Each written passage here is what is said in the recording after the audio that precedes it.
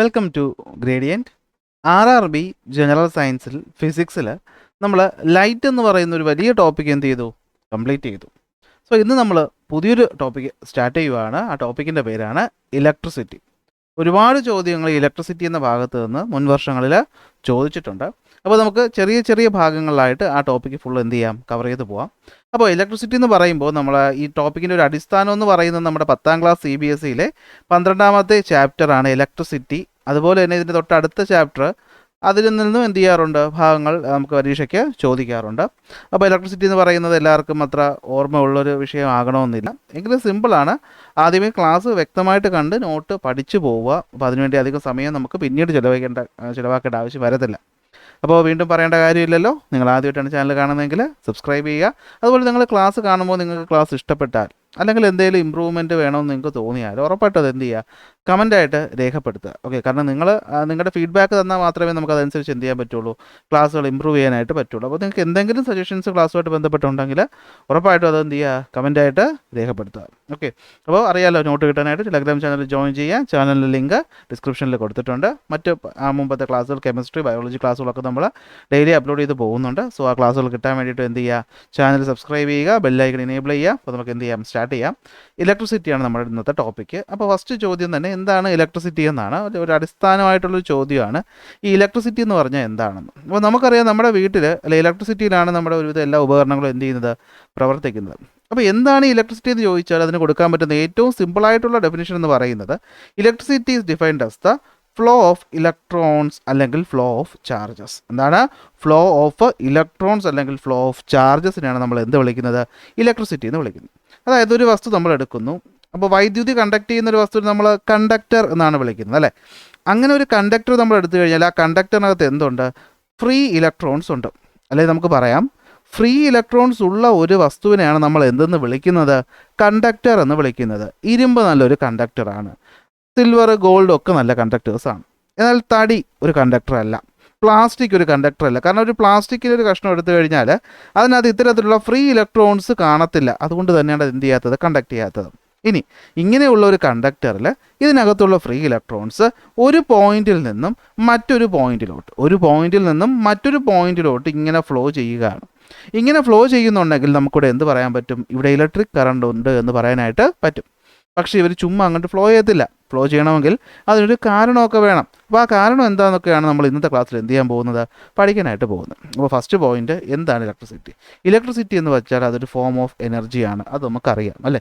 Electricity ഒരു form of എനർജിയാണ്. അതുകൊണ്ടാണ് അത് മറ്റു ഉപകരണങ്ങൾ വർക്ക് ചെയ്യാനൊക്കെ നമ്മൾ ഉപയോഗിക്കുന്നത്. എങ്ങനെ അത് ക്രിയേറ്റ് ചെയ്യുന്നത്, when electrons move between 2 points that have A potential difference അല്ലേ.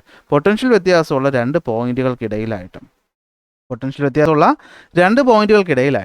ഇലക്ട്രോണുകൾ ഇങ്ങനെ ഒരു ദിശയിൽ ഫ്ലോ ചെയ്താൽ അതിനെയാണ് നമ്മൾ സിമ്പിളായി എന്തെന്ന് പറയുന്നത്, ഇലക്ട്രിസിറ്റി എന്ന് പറയുന്നത്.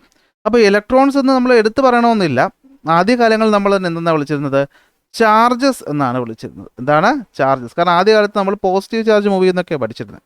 സോ ചാർജുകളുടെ ഫ്ലോയെ നമുക്ക് എന്തെന്ന് പറയാം, ഇലക്ട്രിസിറ്റി എന്ന് പറയാം. അതായത് വാട്ട് ഈസ് ഇലക്ട്രിസിറ്റി എന്ന് ചോദിച്ചാൽ ഈ പറയുന്ന ഡെഫിനേഷൻ നിങ്ങൾ പഠിക്കണം. ഇതിനോടൊപ്പം ഒരു കാര്യം കൂടെ പഠിക്കണം. വാട്ട് ഈസ് ഇലക്ട്രിസിറ്റി എന്ന് ചോദിച്ചു കഴിഞ്ഞാൽ പറയണം, it is defined as the flow of charges. എന്താണ് ഫ്ലോ ഓഫ് ചാർജസ്? ഇതാണ് എന്ത്, ഇലക്ട്രിസിറ്റി എന്ന് പറയുന്നത്. ഇത് ഞാൻ എന്തിനാണ് രണ്ടാമത് പറഞ്ഞതെന്ന് വെച്ചാൽ, ഇത് നിങ്ങൾ ഒന്ന് പഠിച്ചു വെച്ചോളണം. എന്തുകൊണ്ടെന്ന് വെച്ചാൽ പരീക്ഷയ്ക്ക് ചോദിക്കാം, flow of charges is called dash. ഈ രീതിയിലുള്ള ചോദ്യങ്ങൾ റെയിൽവേ എക്സാമുകൾക്ക് പലപ്പോഴും കാണാറുണ്ട്. Flow of charges is known as dash. Option എയിൽ കാണിക്കും ഇലക്ട്രിക് കറണ്ട്, ബിയിൽ തന്നേക്കും പൊട്ടൻഷ്യൽ ഡിഫറൻസ്, സിയിലും ഡിയിലും മറ്റെന്തെങ്കിലും ഓപ്ഷൻസ് തന്നേക്കും. അപ്പോൾ എന്താണ് ഫ്ലോ ഓഫ് ചാർജസ് എന്ന് പറയുന്നത്, എന്താണ്, അതാണ് ഇലക്ട്രിക് കറണ്ട് അല്ലെങ്കിൽ ഇലക്ട്രിസിറ്റി എന്ന് പറയുന്നത്. അത് ഉറപ്പായിട്ട് പഠിച്ചു വയ്ക്കണം. അപ്പോൾ വരുന്നൊരു ചോദ്യമാണ്, എന്താണ് ഈ ചാർജസ് എന്ന് പറഞ്ഞു കഴിഞ്ഞാൽ അല്ലേ. നമുക്കറിയാം, ചാർജ് എന്ന് പറഞ്ഞു കഴിഞ്ഞാൽ നമ്മൾ ആറ്റം പഠിച്ചപ്പോൾ അതിനകത്ത് കണ്ടതാണ് അല്ലേ. അപ്പോൾ ചാർജ് എന്ന് വെച്ചാൽ അതൊരു ഫണ്ടമെൻ്റലായ പ്രോപ്പർട്ടിയാണ് മാറ്ററിൻ്റെ. കാരണം മാറ്റർ എല്ലാം നിർമ്മിച്ചിട്ടുള്ളത് എന്തുപയോഗിച്ചിട്ടാണ്, ആറ്റം ഉപയോഗിച്ചിട്ടാണ്. നമ്മൾ കെമിസ്ട്രി പഠിച്ചു. ഈ ആറ്റത്തിനകത്തുള്ള സബ് അറ്റോമിക് പാർട്ടിക്കിൾസിനകത്താണ് ആര് വരുന്നത്, പ്രോട്ടോണും ഇലക്ട്രോണും വരുന്നത്. പ്രോട്ടോണിന് പോസിറ്റീവ് ചാർജും ഇലക്ട്രോണിന് നെഗറ്റീവ് ചാർജും ആണ് നമുക്കറിയാം. അപ്പോൾ നമുക്ക് പറഞ്ഞുകൂടെ, എല്ലാ വസ്തുക്കളിലും ആറ്റം ഉണ്ടെങ്കിൽ എല്ലാ വസ്തുക്കളിലും എന്തുണ്ട്, ചാർജും ഉണ്ട്. ചാർജ് രണ്ട് തരത്തിലാണുള്ളത്, പോസിറ്റീവ് ചാർജ് അഥവാ പ്രോട്ടോൺ കൊടുക്കുന്ന ചാർജ്, നെഗറ്റീവ് ചാർജ് അഥവാ ഇലക്ട്രോൺ കൊടുക്കുന്ന ചാർജ്. ഇതാ വരുന്നു ഒരു പ്രീവിയസ് ചോദ്യം, ചാർജിൻ്റെ യൂണിറ്റ് എന്ത്? പലതവണ പ്രീവിയസ് ചോദിച്ചിട്ടുണ്ട്. കുളമ്പ്. എന്താണ്? കുളമ്പാണ് എന്ത്? ചാർജിൻ്റെ യൂണിറ്റ് എന്ന് പറയുന്നത്. അതായത് ഇപ്പോൾ നമ്മൾ പറയുകയാണ് ഇനി ചാർജിനെ ഡിനോട്ട് ചെയ്യുന്ന ലെറ്റർ എന്തെന്ന് ചോദിച്ചാൽ അത് ക്യൂ ആണ്. എന്താണ്? ക്യൂ. സോ ക്യൂ എന്ന് പറഞ്ഞാൽ എന്താണ്? ചാർജിനെ കാണിക്കുന്നു. ചാർജ് അളക്കുന്ന യൂണിറ്റ് ആണ് എന്ത്? കൂളമ്പ് അഥവാ സി എന്ന് പറയുന്നു. അപ്പോൾ എങ്ങനെ നമുക്ക് ചാർജ് കണ്ടുപിടിക്കാൻ പറ്റുന്നത്? അവിടെ നമ്മളൊരു കാര്യം മനസ്സിലാക്കണം. നമുക്കറിയാം, ഒരു ആറ്റത്തിൻ്റെ സ്ട്രക്ചർ പഠിച്ച് നിങ്ങൾക്ക് അറിയാം, ഒരു ആറ്റത്തിൻ്റെ നടുക്കാണ് ആരിരിക്കുന്നത്? പ്രോട്ടോണും ന്യൂട്രോണും ഇരിക്കുന്നത്. അതിന് പുറത്ത് കിടന്ന് റിവോൾവ് ചെയ്യുന്ന ആളാണ് ആര്? ഇലക്ട്രോൺ എന്ന് പറയുന്നത്. അപ്പോൾ സത്യത്തിൽ മൂവ് ചെയ്യുന്ന ആളെന്ന് പറയുന്ന ആരാണ്? ഇലക്ട്രോണാണ്. അപ്പോൾ ഈ ഇലക്ട്രോണാണ് സത്യത്തിൽ എന്ത് ചെയ്യുന്നത്? മൂവ് ചെയ്യുന്ന ചാർജ് എന്ന് പറയുന്നത്, അല്ലേ? അപ്പോൾ ചാർജിൽ മൂവ് ചെയ്യുന്ന ചാർജ് ഏതാണ്? ഇലക്ട്രോണാണ്, നെഗറ്റീവ് ചാർജാണ്. അപ്പോൾ ഈ ഇലക്ട്രോണുകളുടെ ഫ്ലോ ആണ് സത്യത്തിൽ എന്തെന്ന് പറയുന്നത്? ഇലക്ട്രിക് കറണ്ട് എന്ന് പറയുന്നത്. അപ്പോൾ എത്ര ചാർജാണ് ഇവിടെ മൂവ് ചെയ്തതെന്ന് അറിയാൻ വേണ്ടി നമുക്ക് എന്ത് ചെയ്താൽ മതി? ക്യൂ കണ്ടുപിടിക്കാനുള്ള ഫോർമുലയാണ് Q is equal to N into e. ഇത് വളരെ ഇമ്പോർട്ടൻ്റ് ആയ ഫോർമുലയാണ്. ക്യൂ ഈസ് ഈക്വൽ ടു എന്താണ്? N into e. അവിടെ എന്താ എൻ എന്ന് വെച്ച് കഴിഞ്ഞാൽ, എൻ എന്ന് വെച്ച് കഴിഞ്ഞാൽ അതൊരു നമ്പറാണ്. 1 2 3 4 5 6 എക്സെട്ര എത്ര വേണമെങ്കിലും ആവാം. അപ്പോൾ എന്താണ് ഇ എന്ന് പറഞ്ഞു കഴിഞ്ഞാൽ? ഇ എന്ന് പറഞ്ഞു കഴിഞ്ഞാൽ ദാ കിടക്കുന്നു, ഒരു ഇലക്ട്രോണിൻ്റെ ചാർജാണ് എന്തെന്ന് പറയുന്നത്? ഇ എന്ന് പറയുന്നത്. എന്ന് വെച്ചാൽ നിങ്ങൾ മനസ്സിലാക്കുക, ഒരു പോയിന്റിൽ നിന്നും എ എന്ന് പറയുന്ന ഒരു പോയിന്റിൽ നിന്നും ബി എന്ന് പറയുന്ന പോയിന്റിലേക്ക് ഒരു ചാർജ് മൂവ് ചെയ്യണമെങ്കിൽ ഏറ്റവും കുറഞ്ഞത് മൂവ് ചെയ്യാൻ പറ്റുന്നത് ആർക്കാണ്? അത് ഒരു ഇലക്ട്രോണിനാണ്. അല്ല, ഏറ്റവും അതിന് കുറഞ്ഞൊരു ചാർജ് ഇല്ല. ചാർജിൽ ഏറ്റവും കുറഞ്ഞത് എന്താണ്? ഇലക്ട്രോണാണ്. അപ്പോൾ ഏറ്റവും കുറവായിട്ട് ഇവിടെ ഇങ്ങോട്ട് മൂവ് ചെയ്യാൻ പറ്റുന്ന ആർക്കാണ്? ഒരു ഇലക്ട്രോണിനാണ്. ഇനി 2 ഇലക്ട്രോണ് മൂവ് ചെയ്യാം, 3 ഇലക്ട്രോണ് മൂവ് ചെയ്യാം, 4 ഇലക്ട്രോണ് മൂവ് ചെയ്യാം, 5 വേണമെങ്കിലും മൂവ് ചെയ്യാം. പക്ഷേ ഒരിക്കലും 1/2 മൂവ് ചെയ്യാൻ പറ്റുമോ? ഇല്ല. ഇലക്ട്രോൺ ഒന്നേ ഉള്ളൂ.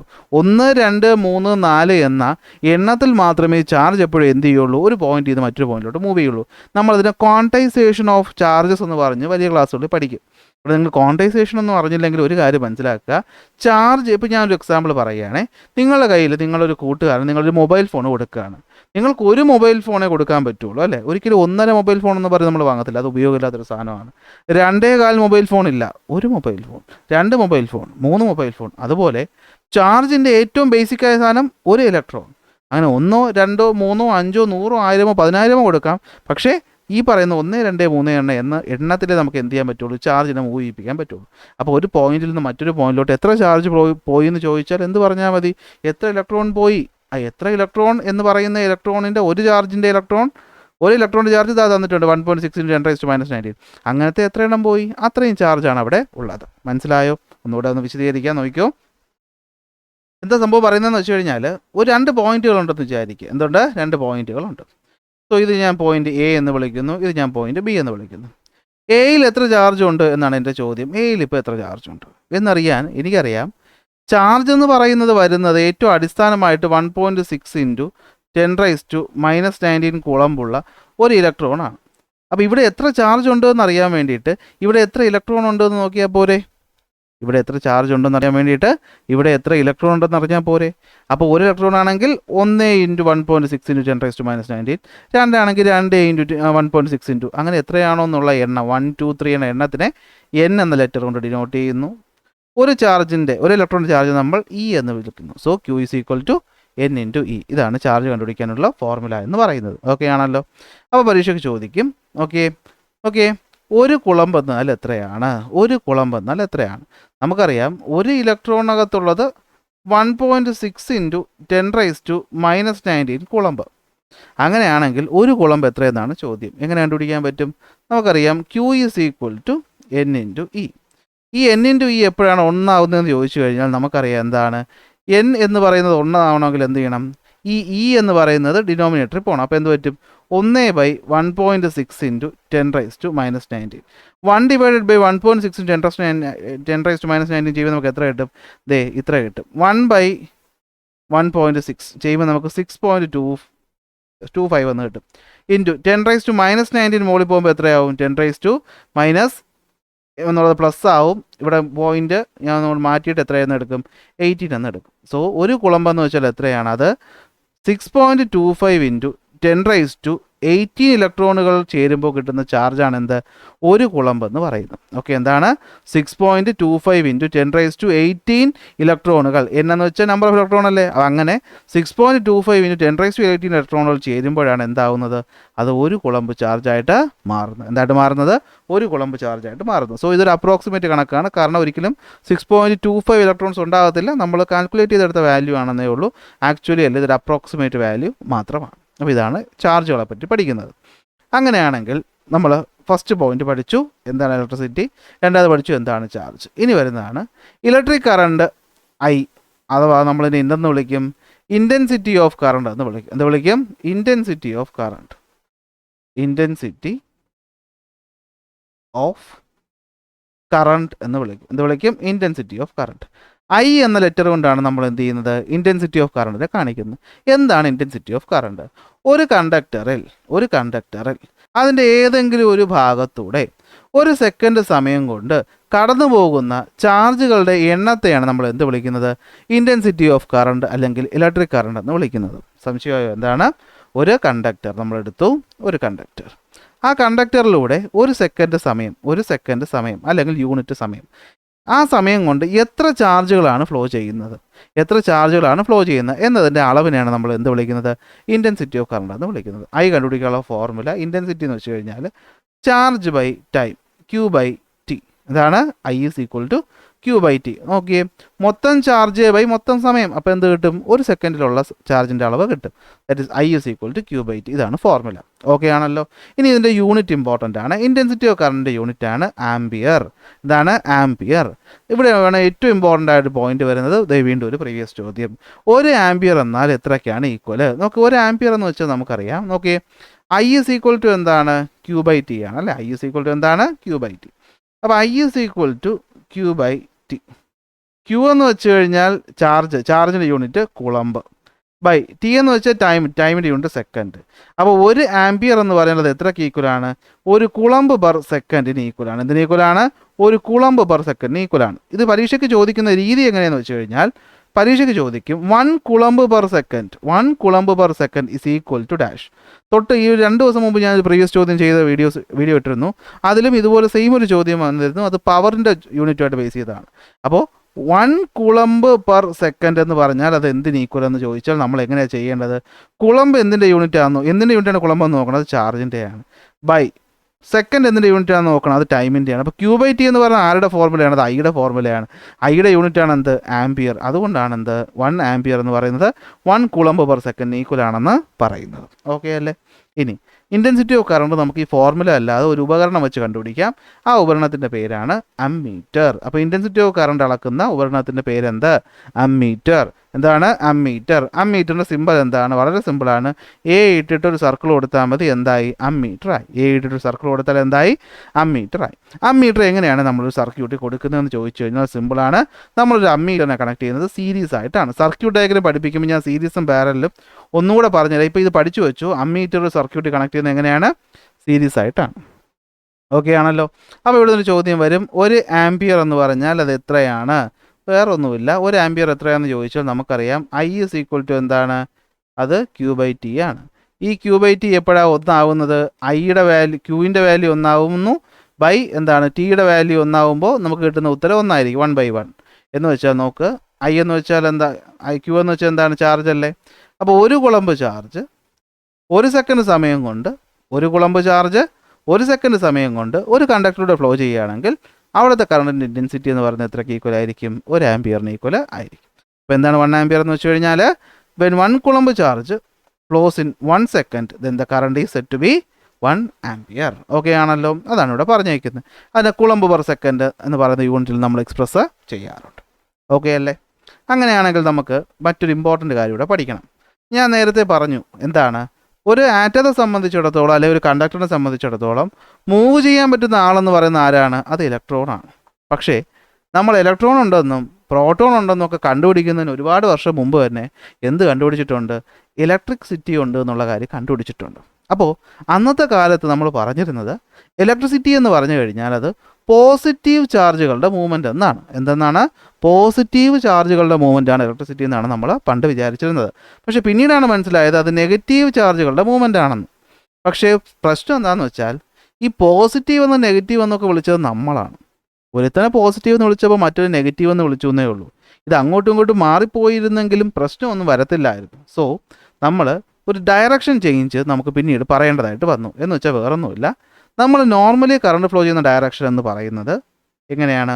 അത് പോസിറ്റീവിൽ നിന്നും നെഗറ്റീവിലോട്ടാണ്. പോസിറ്റീവിൽ നിന്നും നെഗറ്റീവിലോട്ടാണ്. ഇതാ കണ്ടോ ഇവിടെ എടുത്തേക്കുന്നത് കൺവെൻഷണൽ കറണ്ട് കണ്ടോ, പോസിറ്റീവിലോട്ട് ഇത് ഇങ്ങനെ വലത്തോട്ട് ഫ്ലോ ചെയ്യുന്നു. പക്ഷെ പിന്നീട് മനസ്സിലായി ഇതല്ല കറക്റ്റ്. സോ നമുക്ക് ആ പറഞ്ഞ നമ്മളെ തിരിച്ചറിവിലൂടെ നമുക്ക് ഫുൾ നിയമങ്ങളെ ഒന്നും മാറ്റാൻ പറ്റാത്തതുകൊണ്ട് നമ്മൾ പറഞ്ഞു അതവിടെ ഇരുന്നോട്ടെ. കറണ്ട് പണ്ട് തൊട്ടേ പറഞ്ഞു വരുന്നത് എന്താണ്? പോസിറ്റീവ് ചാർജിൻ്റെ മൂവ്മെൻ്റ് എന്നല്ലേ. ഇനി അത് മാറ്റാവുന്ന നിൽക്കണം. നമ്മൾ എന്ത് മാത്രം പറഞ്ഞാൽ മതി? കൺവെൻഷണൽ കറണ്ട് ഫ്ലോ ചെയ്യുന്നത് എപ്പോഴും എങ്ങോട്ടാണ്? നെഗറ്റീവിൽ നിന്ന് പോസിറ്റീവിലോട്ടാണ്. ഇലക്ട്രോൺ കറണ്ട് എന്ന് പറയുന്നത് ഫ്ലോ ചെയ്യുന്നത് എവിടെ നിന്നാണ്? തിരിച്ചാണെന്ന് മാത്രം പഠിച്ചു വെച്ചാൽ മതി. ഓക്കെ. അപ്പോൾ ഒരു ചോദ്യം പരീക്ഷയ്ക്ക് ചോദിക്കും, ഒരു കണ്ടക്ടറിൽ ഇലക്ട്രോൺ എന്ന് പറയുന്നത് ഇങ്ങനെ മൂവ് ചെയ്യുകയാണെങ്കിൽ ഇവിടുത്തെ കറണ്ട് ഡയറക്ഷൻ എങ്ങോട്ടായിരിക്കും എന്ന് ചോദിച്ചാൽ എങ്ങോട്ടായിരിക്കും? ഇങ്ങോട്ടായിരിക്കും. ഇതിൻ്റെ നേരെ ഓപ്പോസിറ്റ് അങ്ങ് എടുത്ത് വെച്ചാൽ മതി. പണ്ട് നിങ്ങൾ പഠിച്ചിട്ടുണ്ട്, ഓർമ്മ കിട്ടി കാണുമെന്ന് വിശ്വസിക്കുന്നു. ഓക്കെ. അപ്പോൾ ഇലക്ട്രോൺ ഫ്ലോ എന്ന് വെച്ചാൽ എന്തായിരിക്കും? നെഗറ്റീവിൽ നിന്നും പോസിറ്റീവിലോട്ടാണ്. എന്നാൽ കൺവെൻഷണൽ കറണ്ട് എന്ന് വെച്ചാൽ നമ്മൾ പണ്ട് പറഞ്ഞുകൊണ്ടിരുന്നത് എവിടെ നിന്ന് എങ്ങോട്ടാണ്? അതെപ്പോഴും എന്താണ്? പോസിറ്റീവിൽ നിന്ന് നെഗറ്റീവ് ടെർമിനലിലോട്ടാണ്. അപ്പോൾ പോസിറ്റീവ് നിന്ന് നെഗറ്റീവ് പോകുന്നത് കൺവെൻഷണൽ കറണ്ടും നെഗറ്റീവ് നിന്ന് പോസിറ്റീവ് പോകുന്നത് ഇലക്ട്രോൺ കറണ്ടും. ഇത് മാറിപ്പോകരുത്, ഇത് ഒന്ന് മനസ്സിലാക്കി വയ്ക്കുക. ഇനി ലാസ്റ്റ് ടോപ്പിക്കിലോട്ട് വരികയാണ്, ഇലക്ട്രിക് പൊട്ടൻഷ്യൽ. ഞാൻ ആദ്യം ക്ലാസ് തുടങ്ങിയപ്പോൾ ഒരു കാര്യം പറഞ്ഞു. എ എന്ന ഒരു പോയിന്റിൽ നിന്നും ബി എന്ന ഒരു പോയിന്റിലോട്ട് ചാർജ് ഒരേപോലെ ഫ്ലോ ചെയ്യണമെങ്കിൽ അതിനൊരു കാരണം വേണം. ആ കാരണമാണ് ഇലക്ട്രിക് പൊട്ടൻഷ്യൽ ഡിഫറൻസ്.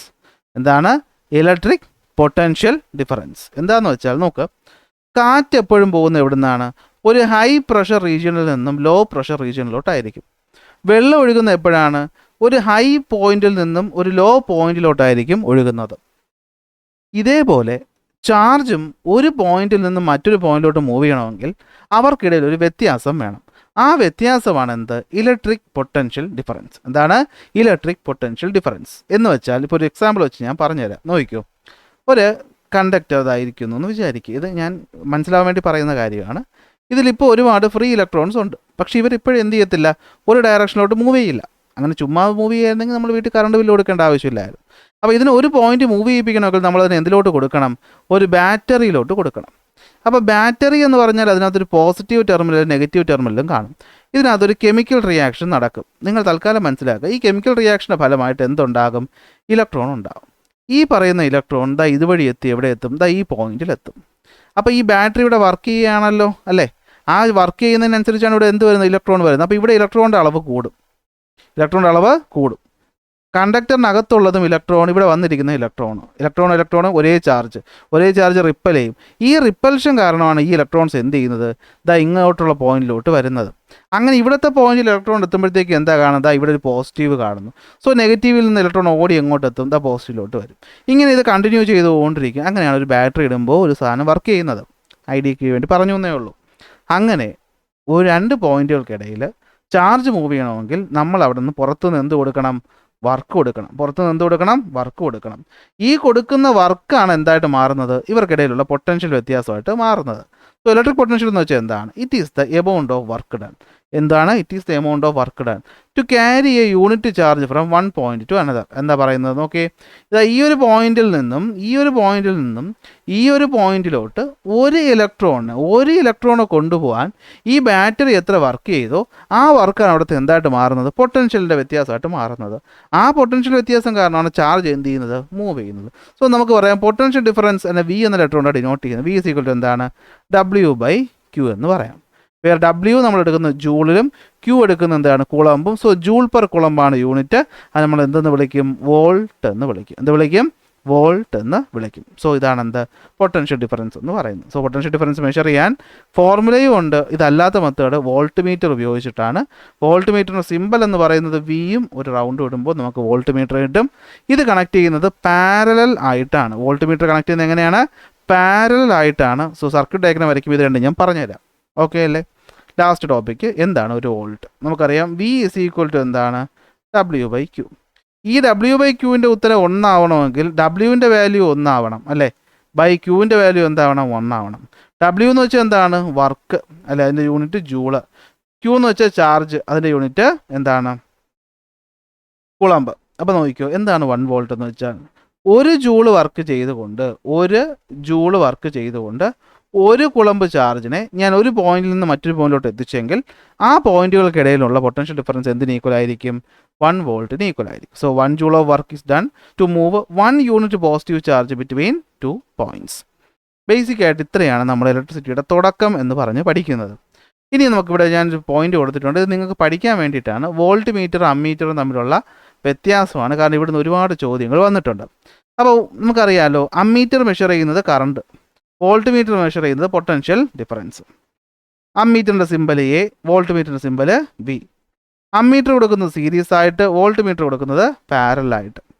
ഓക്കെ, അമ്മീറ്ററിനാണെങ്കിൽ ലോ റെസിസ്റ്റൻസ്, വോൾട്ട് മീറ്ററിനാണെങ്കിൽ ഹൈ റെസിസ്റ്റൻസ്. ഇതിൻ്റെ കാരണം ഞാൻ അടുത്ത ക്ലാസ്സിൽ പറഞ്ഞുതരാം. ഓക്കെ, യൂണിറ്റ് എന്ന് പറയുന്നത് ആംപിയർ, യൂണിറ്റ് എന്ന് പറയുന്നത് വോൾട്ട്, അമ്മീറ്ററിൻ്റെ സിമ്പൽ ഇത്, വോൾട്ട് മീറ്ററിൻ്റെ സിമ്പൽ ഇത്. ഇത്രയും തൽക്കാലം പഠിച്ചു വെച്ചാൽ അടുത്ത ക്ലാസ് നമ്മൾ ഓംസ് ലോ, അതുപോലെ സർക്യൂട്ട് ഡയഗ്രം എന്നീ കാര്യങ്ങളോട്ട് എത്തും.